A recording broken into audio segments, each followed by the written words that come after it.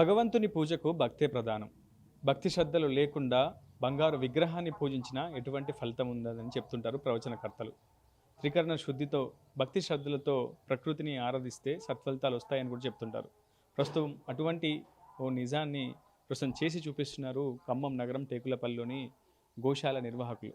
శ్రీ వెంకటేశ్వర గోశాల నిర్వాహకులు ప్రస్తుతం వినాయక చవితిని పురస్కరించుకొని ఆవు పేడతో గణపతి విగ్రహాలను తయారు చేస్తున్నారు. పర్యావరణ హితంగా ఉన్నటువంటి ఈ విగ్రహాలను కొనుగోలు చేసేందుకు చాలా పెద్ద ఎత్తున భక్తులు కూడా ఆసక్తి చూపించినటువంటి పరిస్థితి. ఈ ఏడాది ఈ ప్రక్రియకు వాళ్ళు శ్రీకారం చుట్టారు. ఆవు పేడతో విగ్రహాలు తయారు చేస్తూ వాటర్ కలర్స్నే వినియోగిస్తూ ఎక్కడ కూడా సహజ రంగులనే మాత్రమే వాళ్ళు వాడుతున్నారు, వినియోగిస్తున్నారు. ఆ సహజ రంగులనే ఆ రూపానికి అద్ది ఒక సుందరమైనటువంటి గణపయ్య రూపాలను తయారు చేసినటువంటి దృశ్యాలు ప్రస్తుతం మీరు ఆర్టీవీ స్క్రీన్పై చూస్తున్నారు. చాలా గణపతులను చూసాం, కానీ ఇటీవల కాలంలో పెద్ద ఎత్తున ప్లాస్టర్ ఆఫ్ ప్యారిస్కి సంబంధించినటువంటి మెటీరియల్తో విగ్రహాలను తయారు చేసిన చూసాం. ఆ తర్వాత ప్రభుత్వం పర్యావరణ హితమైనటువంటి మట్టి గణపతులని పూజించాలని అనేక నానులు కూడా పిలుపునిచ్చింది. చాలామంది భక్తులు కూడా మట్టి విగ్రహాలనే పూజించాలని కూడా కోరింది. కానీ చాలా చోట్ల అవి నిజం కావట్లేదు. చాలామంది కూడా అటు కృత్రిమ రంగులతో కావచ్చు, పూర్తి స్థాయిలో ప్లాస్టర్ ఆఫ్ ప్యారిస్తో తయారు చేసినటువంటి రూపొందించినటువంటి గణపతి ప్రతిమలను వినియోగిస్తున్నారు. కానీ ప్రస్తుతం శ్రీ వెంకటేశ్వర గోశాల నిర్వాహకులు మాత్రం ఈ ప్రక్రియకు శ్రీకారం చుట్టడం నిజంగా అందరినీ కూడా సంభ్రమాశ్చర్యాలకు గురి చేస్తుందని చెప్పుకోవాలి. చాలా అందమైనటువంటి రూపాన్ని భక్తి శ్రద్ధలతో, త్రికరణ శుద్ధితో ప్రతి ఒక్క అణువును కూడా భక్తితో నింపేస్తూ ఆవు పేడనే ఒక అపురూపమైనటువంటి గణపయ్య రూపంగా మార్చినటువంటి పరిస్థితి ఉంది. ప్రస్తుతం ఆ గోశాల నిర్వాహకులు కూడా మనతో ఉన్నారు. ఈ గణపతి విగ్రహాల తయారీ వెనుక ఉన్నటువంటి కథ ఏంటి, వాళ్ళకి ఎందుకు ఇటువంటి ఆలోచన వచ్చింది, మనం తెలుసుకునే ప్రయత్నం చేద్దాం. శ్రీ వెంకటేశ్వర గోశాల నిర్వాహకులు గతంలో కూడా అనేక రకాల గోమయ ఉత్పత్తులను కూడా చేశారు. గతంలో రాఖీ పండుగ సమయంలో గోమయ రాఖీలు తయారు చేయడం కావచ్చు, ధూప్ స్టిక్స్ కూడా, ప్రమిదలు కూడా, అటు ఆవు పేడతో తయారు చేసినటువంటి ప్రతిమలను కూడా వాళ్ళు గతంలో ఉత్పత్తి చేసినటువంటి పరిస్థితి. సో ఈసారి వినూత్నంగా ఒక ఆలోచనకు శ్రీకారం చుట్టారు వారు. ఎటువంటి స్పందన వస్తుంది, సొసైటీ ఏ విధంగా స్వీకరిస్తుంది, మనం తెలుసుకునే ప్రయత్నం చేద్దాం. ప్రస్తుతం మనకు అందుబాటులో గోశాల నిర్వాహకులు ఉన్నారు.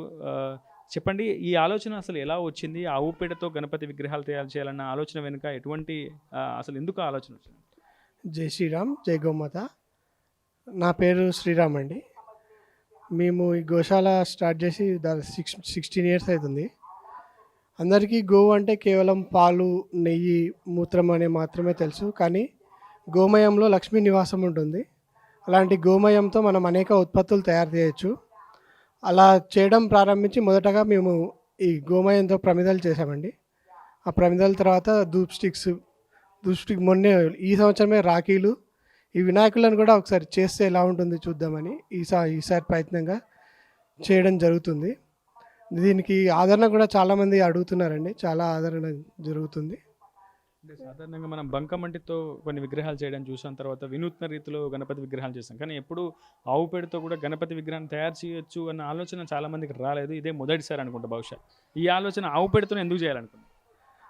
అంటే ఆవు అంటే కేవలం ఇప్పుడు రైతులు ఏం చేస్తున్నారంటే పాలు ఇవ్వడం బంద్ చేయగానే కట్టుకోటికి అమ్మేస్తున్నారు. అలా కాకుండా దాని పెండతో కూడా మనం వివిధ రకాల ఉత్పత్తులు తయారు చేయడం వల్ల వాళ్ళకు కూడా ఉపయోగపడుతుంది. అలాగే ఆవులు కూడా కోతకు వెళ్ళకుండా చాలామంది వాటి యొక్క మొత్తం మీ గోశాలలో ఎన్ని ఆవులు ఉన్నాయి? ఒక గణపతిని తయారు చేయడానికి ఎంత ఆవు పేడని సేకరించాల్సి ఉంటుంది? మా దగ్గర 300 ఆవులు ఉన్నాయండి. ఒక గణపతికి ఒక అరకిలో పెండ అయితే సరిపోతుందండి. ఆ గణపతిలో మేము కొద్దిగా చెక్కపొట్టును, ముల్తాన్ మట్టి కానీ, జాస్ పౌడర్ కానీ దొరుకుతుంది. అది మనం బంక కోసం కలిపి చేయడం జరుగుతుంది. సుమారు నవరాత్రుల పాటు మనం గణపతిని పూజిస్తూ ఉంటారు చాలామంది భక్తులు. గల్లీకి ఒక వినాయకుని ఏర్పాటు చేసుకుంటారు. ఆ తర్వాత నదిలోనో లేకపోతే ఏరులోనో వాగుల్లోనో నిమజ్జనం కూడా చేస్తూ ఉంటారు. సో ఈ గణపతికి సంబంధించి అంటే గోమయంతో తయారు చేసినటువంటి ఈ గణపతి మూర్తికి నవరాత్రుల తర్వాత ఎటువంటి నిమజ్జనం చేస్తారు, ఎట్లా ఉంటుంది? వీటిని నవరాత్రులు వాడుకున్నాక మనం తులసి చెట్లో పెట్టుకొని నిమజ్జనం చేసుకున్న అది ఎరువుగా మారుతుందండి. లేకుంటే మామూలుగా ఇంట్లో వాటర్లో వేసుకుని అది చెట్టుకు పోసిన ఎరువులాగా మారి చెట్లకి బలం చేకూరుస్తుంది. అదే ఒక ఉద్దేశంతో వీటిని ప్రారంభించడం జరిగిందండి. ఏకదంతుడు, మూషిక వాహనుడు అయినటువంటి ఆ గణపతి విగ్రహాలు మీరు స్పష్టంగా చూడొచ్చు. ఆర్టీవీ స్క్రీన్పై చాలా అందంగా, సుందరంగా తీర్చిదిద్దుతున్నారు ఎంతోమంది గోశాల నిర్వాహకులు. ప్రస్తుతం ఇందులో ఈ బృహత్ కార్యంలో భాగస్వామ్యం అయ్యారు. దాదాపు 1000 శ్రమించి భక్తుల డిమాండ్ మేరకు ప్రస్తుతం ఈ విగ్రహాలను కూడా తయారు చేస్తున్నారు. కేవలం ఒక మంచి ఆలోచనతో కేవలం ఒక విగ్రహాన్ని 100 రూపాయలకే విక్రయిస్తూ అందరి మన్ననలు పొందుతున్నారు ప్రస్తుతం గోశాల నిర్వాహకులు. ప్రస్తుతం తయారీదారులు కూడా పూర్తిగా ఒకవైపు వినాయక చవితి పండుగ సమీపిస్తున్నటువంటి వేళ ఇంకా వాళ్ళంతా కూడా ఆ పనుల్లో నిమగ్నమయ్యారు. కొంతమంది మహిళలు ఉన్నారు, వారితో కూడా మాట్లాడించే ప్రయత్నం చేద్దాం. గోమయ ఉత్పత్తుల యొక్క ప్రత్యేకత, విశిష్టత ఏంటో తెలుసుకునే ప్రయత్నం చేద్దాం. అమ్మ, గోమయ ఉత్పత్తులను ఎప్పటి నుంచో మీరు ప్రమోట్ చేస్తూ వస్తున్నారు. అసలు ఈ గోమయ ఉత్పత్తుల్లో ఉన్నటువంటి ప్రత్యేకత, విశిష్టత ఏంటి అంటే ఏం చెప్తారు? ఓకే, నమస్కారం అండి. ఆ, ఆవు సంబంధించిన పంచగవ్యాలు ఉంటాయి కదా, పాలు, పెరుగు, నెయ్యి, గోమయం, గోమూత్రంతో ఓన్లీ స్పిరిచువల్గా కానే కాకుండా మెడిసినల్గా కూడా వాడచ్చు. మార్నింగ్ లేచిన దగ్గర నుంచి పడుకునే వరకు మనం ఏమేమైతే వాడతామో అవి కూడా మనము వీటి నుంచి తయారు చేసి వాడుకోవచ్చు. ఎగ్జాంపుల్ ఏంటంటే tooth powder, next hair oil, next మెడిసినల్గా కూడా అన్ని వ్యాధులకి మెడిసిన్ ఉంటుంది. నెక్స్ట్ అన్ని పాలు, పెరుగు, నెయ్యి. చాలామందికి ఇవన్నీ తెలీదు, తెలుసుకొని వాడితే వాళ్ళకి చాలా ఉపయోగకరంగా, చాలా యూజ్ఫుల్గా ఉంటుంది. ప్రస్తుతం గోశాల నిర్వాహకులు తయారు చేసినటువంటి ప్రొడక్ట్స్ కూడా మనం చూడొచ్చు. ప్రస్తుతం ఆవు పేడతో ప్రమిదలు తయారు చేశారు గతంలో. తర్వాత ఈ గోమయంతో రాఖీలు కూడా తయారు చేశారు. ధూప్ స్టిక్స్ కావచ్చు, ప్రతి ఒక్కటి వీళ్ళు గోమయంతో తయారు చేస్తూ కూడా ప్రజలకు ఒక పర్యావరణ హితమైనటువంటి ప్రొడక్ట్స్ని అందించాలని ఒక సదుద్దేశంతో కూడా ప్రస్తుతం ప్రయత్నాలు చేస్తున్నారు. ప్రస్తుతం ఎటువంటి ప్రొడక్ట్స్ ఉన్నాయి మీ దగ్గర? ఇంకా ఎన్ని రకాల ప్రొడక్ట్స్ తయారు చేయడానికి ఆలోచన చేస్తున్నారు? ఇప్పుడు ప్రజెంట్లీ అయితే 10 ప్రోడక్ట్స్ ఉన్నాయి. ప్రమిదలు, ధూప్ స్టిక్స్, గణేష్ విగ్రహాలు, పెయిన్ బామ్, రాఖీలు, ఎరువు, ఎస్పెషల్లీ ఎరువు ఎక్కువ. అంటే ఇంకేమైనా ఇతర ముడి పదార్థాలు వినియోగిస్తారా? కేవలం సేంద్రియ అంటే పర్యావరణ హిత ప్రొడక్ట్స్ అయినా, లేకపోతే కలర్స్ కూడా? ఎందుకంటే వాటర్ కలర్సే వినియోగిస్తామని చెప్తున్నారు. ఏమైనా కృత్రిమ రంగులు ఏమైనా ఉపయోగిస్తారు? అట్లాంటివి ఏం, అంతా ఆర్గానిక్ టైపే చేస్తున్నాం అంతా.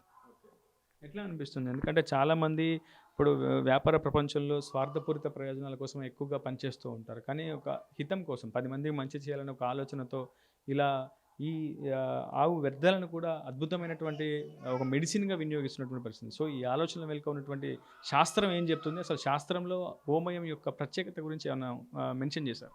ప్రత్యేకం అంటే నాకు కొంచెం ఐడియా లేదు, కానీ ఇవైతే కొంచెం అంటే ఆర్గానిక్ టైప్గా అయితే చాలా బాగున్నాయి. చాలా మొత్తంగా గణపతి నవరాత్రులను పురస్కరించుకొని ఆ పూజా కార్యక్రమాల్లో భాగస్వామ్యం అవ్వాలనుకున్నటువంటి భక్తులు ఇటువంటి గోమయ ఉత్పత్తులతో తయారు చేసినటువంటి గణపతి విగ్రహాలను వినియోగించాలని చెప్పి ప్రతి ఒక్కరు కూడా కోరుతున్నారు. ఎంతోమంది సామాజిక కార్యకర్తలు కావచ్చు, ప్రజాప్రతినిధులు కూడా కావచ్చు, ప్రభుత్వ అధికార యంత్రాంగం కూడా ఇటువంటి పర్యావరణ హిత ప్రొడక్ట్స్ను పూర్తిగా ప్రమోట్ చేయాలనుకున్నట్టు కూడా ప్రస్తుతం ప్రతి ఒక్కరు కోరుతున్నటువంటి పరిస్థితి ఉంది. ఇది నాయనరావుతో రిపోర్ట్ ఉదయ్, RTV ఖమ్మం నుంచి. తెలుగులో న్యూస్ కి ఫాస్టెస్ట్ యాప్ ఇప్పుడు టోటల్లీ న్యూ అవతార్లో జస్ట్ 5 seconds లో కంప్లీట్ న్యూస్. సోషల్ మీడియాలో ట్రెండ్స్ కి one stop solution. Live TV app voice search option తో ఇప్పుడే డౌన్లోడ్ చేయండి లేదా అప్డేట్ అయిపోండి. యాప్ లింక్ డిస్క్రిప్షన్ లో ఉంది.